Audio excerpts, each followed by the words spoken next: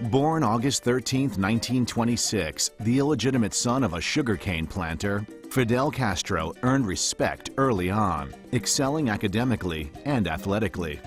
Entering college in 1945, he joined one of the many campus intellectual groups that vied for political power at the University of Havana.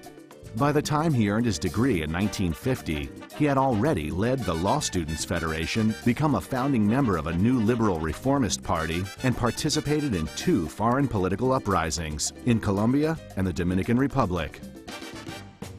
When dictator Fulgencio Batista seized power in Cuba in 1952 and canceled the congressional elections, Fidel organized an insurgency campaign to end Batista's illegitimate reign. After years of guerrilla training, Fidel's vastly outnumbered force defeated Batista's army, sending him into exile in 1959.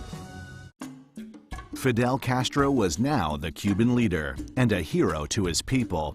He was a symbol of hope for the lower classes, but he would soon become a threat in the eyes of the United States, a country with political and economic interests in Cuba.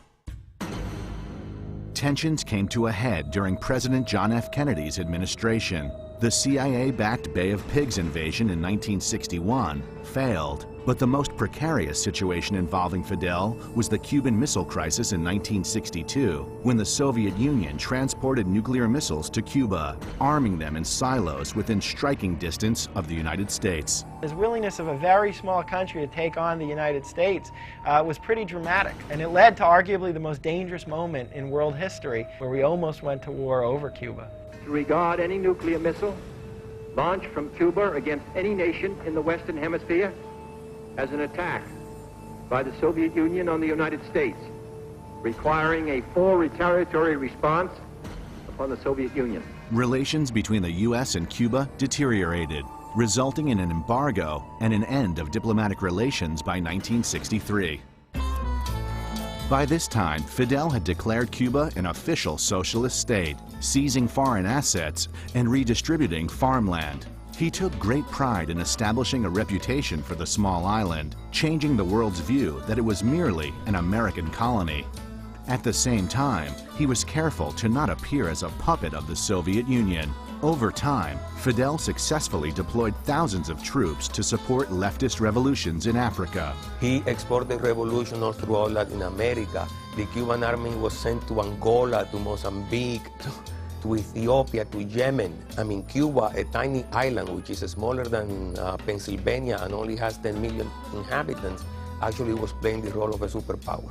At home, he started a movement to wipe out illiteracy and nationalize the healthcare system to provide free medical care to all Cubans. Despite any progress he claimed, Fidel remained a dictator, wielding absolute power over all Cubans. This power would be put into question with the collapse of the Soviet Union in 1991. No longer the recipient of Soviet aid, his country felt the wrath of economic collapse and food shortages. As a result, Cubans began fleeing to the southern United States by the thousands, seeking refuge from a repressive government. His influence expanded to other Latin American countries who aligned themselves with Fidel's anti-American views. And then this other thing that gave him a lot of staying power is the David and Goliath story, right? How such a tiny island, led by this charismatic figure, was able to withstand the most powerful nation in the history of the planet. In 2006, he temporarily handed over power to his brother Raul while recovering from an illness, leading to speculations that he was seriously ill. In February 2008, he announced he would not return to office.